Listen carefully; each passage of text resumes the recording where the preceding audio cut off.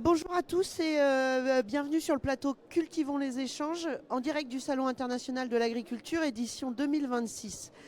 Alors ce matin on est réunis pour parler biodiversité. Alors je pense qu'il n'échappe à personne que si on aperçoit une haie dans un paysage de plaine, le réflexe est de se dire que c'est un élément ou une contribution positive à la biodiversité. Alors le constater c'est bien, mais à l'échelle de l'agriculteur, le mesurer c'est encore mieux. Pourquoi? Parce qu'au regard des services écosystémiques que cette haie peut rendre, elle est une composante déterminante de la performance des systèmes de culture. Mais avec quels indicateurs et quels outils on peut appréhender et mieux prendre en compte cette biodiversité? Alors c'est toute l'ambition du projet Apprivoise et c'est ce sujet que nous allons explorer en une petite trentaine de minutes avec nos trois intervenants que j'ai le plaisir d'accueillir. Alors, Xavier Mesmin, tu es ingénieur d'études biodiversité chez Arvalis et pilote du projet Apprivoise. Naëva Dudon, tu es chef de produit chez SMAG. Et à ma gauche, Alexandre Benoît, tu es consultant biodiversité chez AgroSolutions. C'est bon, les présentations, pour l'instant j'ai bon, ok. Alors, Xavier, je vais commencer par toi. Je voudrais que tu nous recontextualises un petit peu le sujet. Quand on parle de biodiversité, on parle de quoi? Pourquoi on pourrait pas se contenter de dire que mon système il est bon ou il n'est pas bon pour la biodiversité? Et j'ai envie de dire point barre. J'ai l'impression que c'est plus complexe et que je voulais que tu nous expliques un petit peu la subtilité. Oui. En grande tendance, bon, on peut quand même dire qu'il y a certains systèmes qui sont favorables à une grande partie de la biodiversité. On sait que les systèmes type, par exemple, polyculture élevage ou bio peuvent être plus favorables que d'autres sur un grand nombre d'espèces ou de groupes de la biodiversité. Mais quand on rentre dans le détail, effectivement, le terme de biodiversité est très très large, il recouvre toute la diversité du vivant.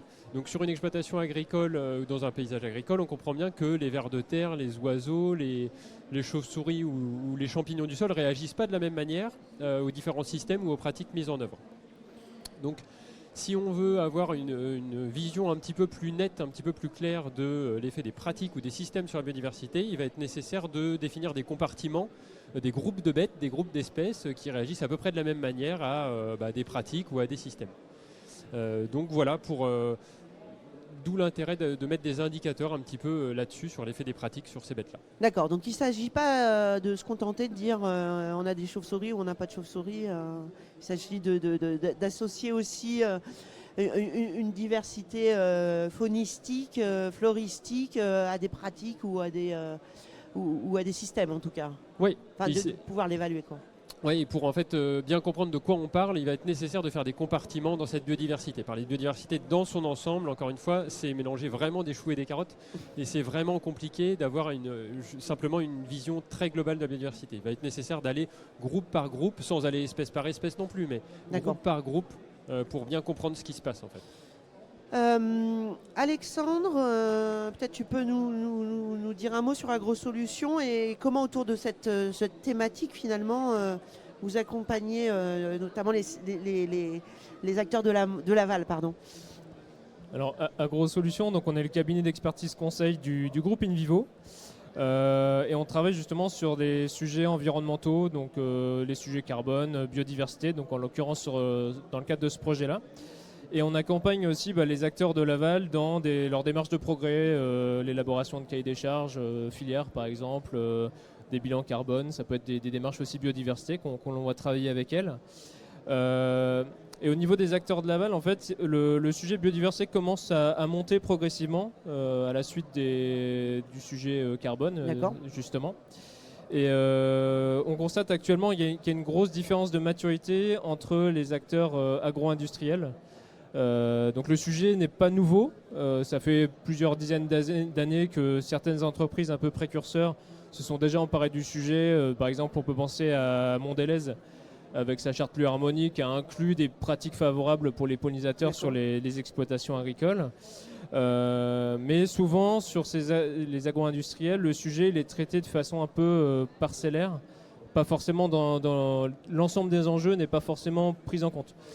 Et là, en l'occurrence, il y a un rapport récent de l'IPBES qui est sorti tout début février 2026 qui a montré que à l'échelle mondiale, il y a seulement 1% des entreprises qui publient des résultats des impacts biodiversité de leurs activités sur la biodiversité. Sur le volet agricole, on est sûrement un peu mieux parce qu'on a des niveaux de matérialité, de dépendance qui sont beaucoup plus élevés.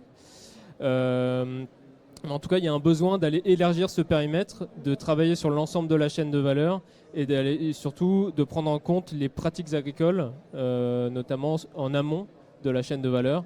Donc voir concrètement ce qui est fait au champ sur les exploitations partenaires. Donc il y a une forme de maturité sur la thématique de la biodiversité pour les acteurs de l'aval, mais j'ai envie de dire work in progress. En fait, il faut aller encore plus loin et peut-être les acculturer encore plus à l'ensemble de ce que ça relève, de quoi ça relève en tout cas la biodiversité, si je comprends bien. Oui, c'est ça. Voilà. Donc l'idée, c'est vraiment de gagner un peu en maturité, de s'appuyer sur des entreprises pionnières, sur des démarches aussi partagées à l'échelle mondiale ou à l'échelle française, ou des dispositifs publics, justement pour aller inclure davantage de cette question de biodiversité dans les approches. D'accord. Naeva, chez SMAG, pourquoi c'est aussi important de s'intéresser à cette question ? SMAG, on est un éditeur de logiciels depuis plus de 20 ans. Et donc SMAG-Trace est l'une des solutions de cet environnement-là. Et notre ambition, c'est vraiment de répondre de manière 360 degrés aux attentes clients en matière d'accompagnement et de valorisation agro-environnementale. Donc nous allons permettre à nos clients, qui sont les organismes stockeurs, de réaliser leurs prestations de services en identifiant facilement et rapidement les exploitations qui sont susceptibles d'entrer dans une démarche, et en les aidant justement à piloter le changement de pratique en faveur de la transition agroécologique. D'accord. Alors on va rentrer dans le vif du sujet, à savoir le projet Apprivoise. Xavier, je te laisse nous le présenter. Allons-y. Donc le projet Apprivoise, schématiquement, est né au départ d'une ambition commune d'Arvalis et d'Invivo de développer, d'intégrer des indicateurs de biodiversité dans leurs outils respectifs d'évaluation des systèmes. Et leurs outils respectifs, c'est Sister pour ce qui est de Arvalis, qui permet d'évaluer les performances de systèmes de culture, et puis SMAG pour ce qui est de Invivo.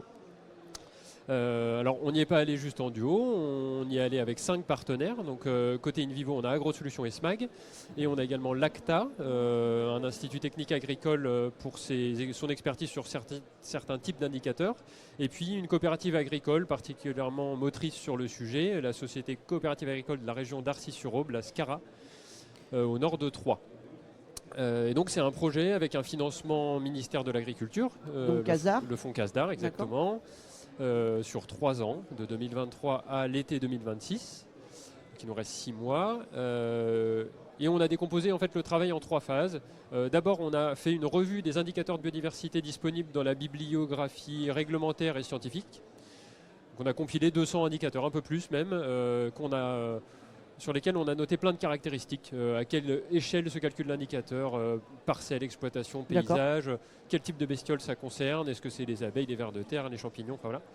Donc on a 200 indicateurs comme ça. D'ailleurs, cette base est maintenant disponible sur le site web Arvalis, le site des fiches Arvalis. On tape fiches Arvalis sur Google, vous pouvez accéder aux fiches biodiversité qui sont justement cette base-là. Et puis sur les 200, on en a trouvé, on a fait des enquêtes auprès des utilisateurs finaux pour essayer de comprendre un peu ce qu'ils attendaient dans leur logiciel. Et donc sur les 200, on en a pris 15 qui nous semblaient coller assez bien aux attentes, qui nous semblaient assez prometteurs scientifiquement. On trouvait que oui, ils étaient assez robustes. Et voilà. D'accord.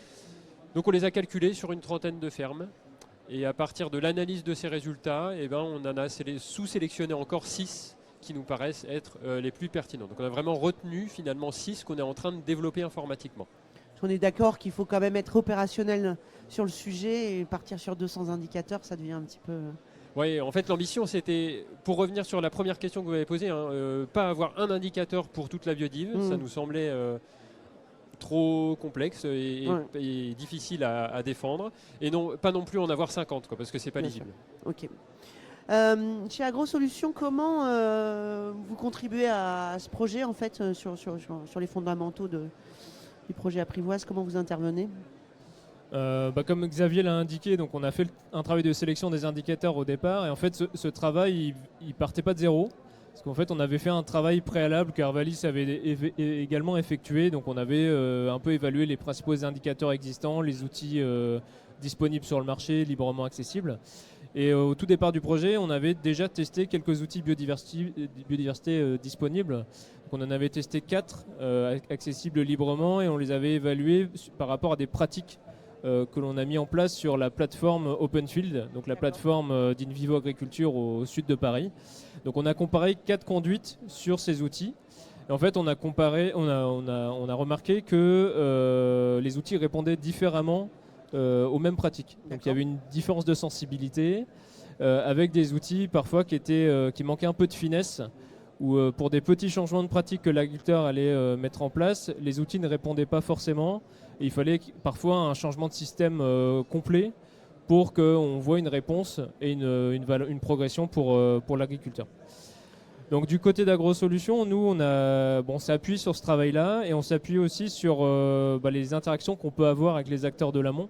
Donc en parallèle, dans nos métiers, on accompagne les coopératives sur des réseaux d'expérimentation. Donc on teste des nouvelles pratiques, des leviers au champ. Donc on s'appuie sur nos connaissances pour orienter le projet aussi, et puis pour avoir une connaissance un peu plus fine des indicateurs. Et on s'appuie aussi sur les acteurs d'aval, donc notamment les enjeux qui souhaitent travailler, les remontées d'informations qu'on a par ces acteurs-là. Donc voilà, on fait un peu le lien entre de la recherche un peu académique, recherche appliquée, et des acteurs plutôt économiques. D'accord, donc à partir de ce gros travail biblio, après il y a une mise en application dans le réseau d'AgroSolutions au travers des distributeurs partenaires, c'est ça, et puis de voir si effectivement ça coche les bonnes cases par rapport à des attentes de l'aval en tout cas. C'est ça, et dans le cadre du projet, donc on a testé les indicateurs sur des exploitations réelles, donc les exploitations de la coopérative Scara, et en parallèle on a testé aussi ces indicateurs un peu plus récemment auprès de quelques coopératives du réseau qu'on a l'habitude de travailler avec. Ça partait de Scara, et après vous le déployez sur votre réseau pour c'est ça. Pour plus ou moins pour valider un petit peu les... Même question, Naeva, comment vous intégrez dans ce projet, et comment vous y contribuez? Donc nous, dans ce projet, on travaille en binôme avec AgroSolutions. Ça nous permet d'avoir donc une double expertise. On va avoir AgroSolutions qui donc participe à la sélection des indicateurs, donc va avoir une bonne connaissance métier, va nous aider à la construction du guide méthodologique. Et nous, à côté, SMAG, on a la connaissance technique pour intégrer ces indicateurs dans nos solutions numériques. Globalement, c'est la possibilité, c'est une brique supplémentaire intégrée à l'écosystème SMAG en fait. Tout à fait. Donc, comme je disais, on a une ambition d'avoir une réponse 360 en matière d'accompagnement et de valorisation agro-environnementale. Dans Trace, on a déjà des indicateurs qui sont disponibles, comme l'évoquait Alexandre, le carbone. On peut notamment calculer les émissions de gaz à effet de serre à la filière alimentaire, pour la filière alimentaire et pour la filière biocarburant. C'est déjà très largement utilisé par nos utilisateurs, puisqu'on a déjà plus de 4600 dossiers qui ont été calculés en 2025. D'accord. Et donc ça représente en fait plus de 4600 exploitations sur lesquelles il y a pu avoir ce diagnostic et cette valorisation de la production.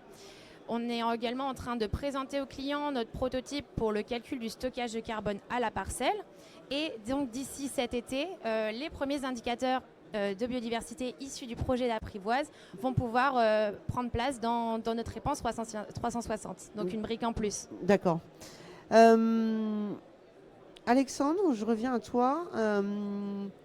Comment ces indicateurs ils peuvent servir la chaîne de valeur en fait?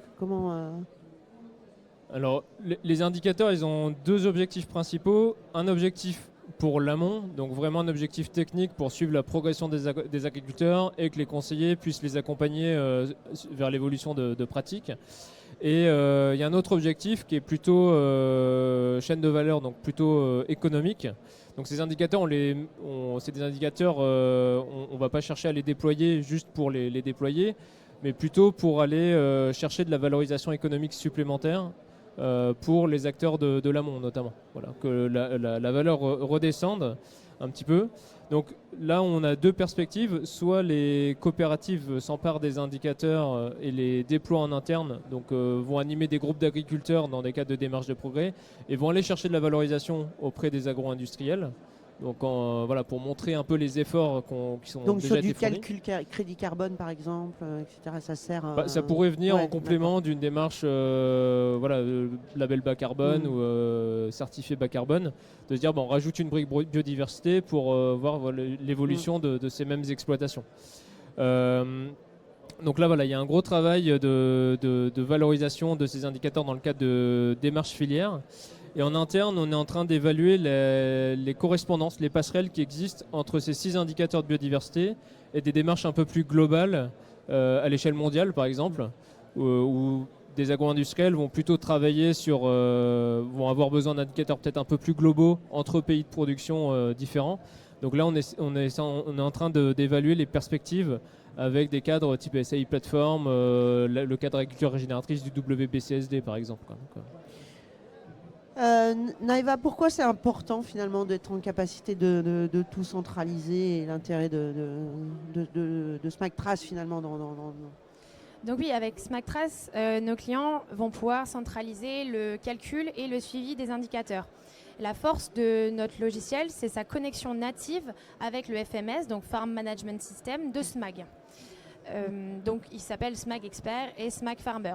Mais on est également interopérable avec les autres FMS du marché. C'est-à-dire qu'on peut facilement récupérer les données des autres FMS pour les utiliser dans ce calcul-là.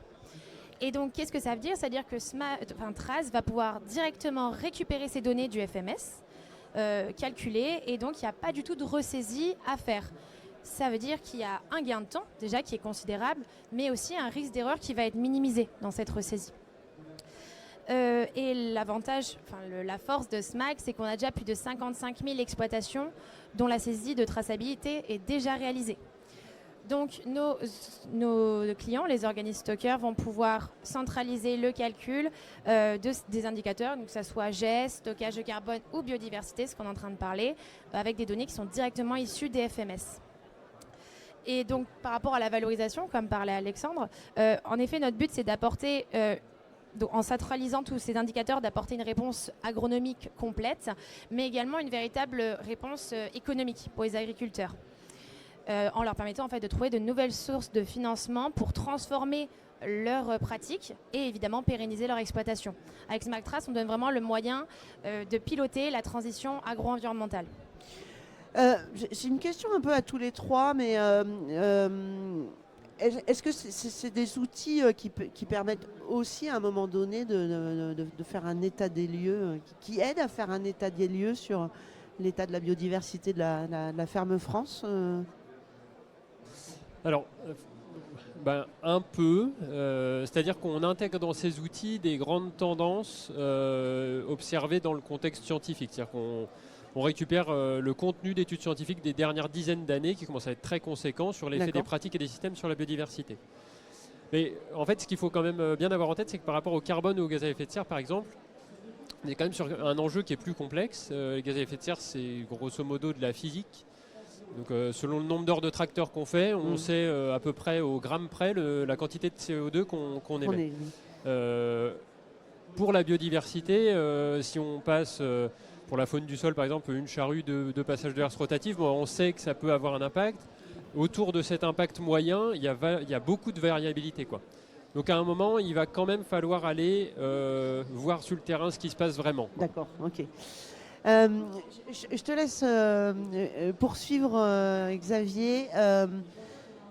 C'est une première étape, en tout cas, mais ça s'inscrit, j'imagine, dans une démarche plus globale de progrès, en fait. Oui, alors ce qu'il faut avoir en tête, c'est que là, les indicateurs qu'on propose, d'abord, ils ne sont pas tout seuls, ils s'inscrivent dans plein d'autres indicateurs qui sont proposés par les outils de SMAG, Cister par exemple. Donc c'est d'évaluer tous les éléments de la performance, et pour l'instant la biodiversité était un peu l'angle mort, c'est-à-dire qu'il n'y avait pas grand-chose sur la biodive. Donc chaque indicateur qu'on produit ne vaudra que parce qu'il est contextualisé quand même dans un référentiel, c'est-à-dire que une valeur obtenue s'interprète. Si, voilà. Donc là, on accompagnera nos indicateurs de référentiel. Et oui, après, pour aller un petit peu plus loin, mais c'est ce que je commençais à aborder là, il va falloir, et ça commence à se développer, qu'on aille vers des méthodes innovantes de collecte de données de biodiv sur le terrain. D'accord. Donc là, ce que les grands publics commencent peut-être à connaître un peu, c'est les méthodes utilisant des micros pour identifier les oiseaux, utilisant les micros pour identifier les chauves-souris également. C'est des choses qui marchent assez bien. Après, sur les insectes, par exemple, sur les petites bêtes, pour l'instant, on est un peu loin d'avoir des méthodes prêtes à l'usage, en fait, à être utilisées sur le terrain. Mais la R&D agricole y travaille quand même, et on va dans ce sens-là. Donc c'est-à-dire que grâce à Apprivoise, on rentre par le prisme pratique pour dire c'est favorable. Enfin voilà, voilà. Mais après, on pourrait encore aller plus finement finalement dans la quantification réelle. Là, on est sur l'aspect qualitatif en fait, et puis on pourrait peut-être effectivement aller plus loin en disant, d'accord, Je peux répondre rapidement à la question. Il y a des possibilités d'aller mesurer l'état de la biodiversité sur le terrain. Et Xavier a évoqué quelques perspectives avec des outils un peu numériques. Actuellement, on se heurte surtout au coût de la mesure, la réplicabilité aussi de la mesure et la période de temps aussi. Faire des suivis pluriannuels pour voir des évolutions en termes d'impact de pratique, impact positif ou impact négatif. Et pour l'instant, ce coût, personne n'est prêt à le supporter, que ce soit les acteurs de l'aval ou les acteurs de l'amont. Alors j'ai rencontré des investisseurs juste avant vous, peut-être que c'est des gens qu'il faut solliciter. On peut leur présenter le projet. Mais... merci à tous les trois en tout cas pour nous avoir présenté ce projet, voir comment ça s'inscrivait effectivement dans un écosystème, dans l'écosystème SMAG. Voilà, comme ça, chaque agriculteur a la possibilité très rapidement de tout centraliser. Donc je retiens qu'Apprivoise ambitionne de passer du constat au pilotage. C'est l'ambition en tout cas. Qu'intégration de cette brique de biodiversité sur des plateformes telles que SMAG permet de faciliter le quotidien des agriculteurs, je le disais, et les conseillers, il ne faut pas les oublier, pour que chacun puisse piloter un peu plus finement cette transition sur le terrain. Je comprends aussi que ça répond à une demande de l'aval aussi, qui veulent aussi être rassurés sur ces points-là. Donc, et j'ai envie de dire, la biodiversité, elle ne se décrète pas, elle s'apprivoise, si vous me permettez cette conclusion, pour aider pas à pas la transformation et la performance des systèmes. Merci à tous les trois, je vous souhaite un bon salon. Merci de nous avoir écoutés et bonne journée à tous. Au revoir. Merci, au revoir. Bon salon.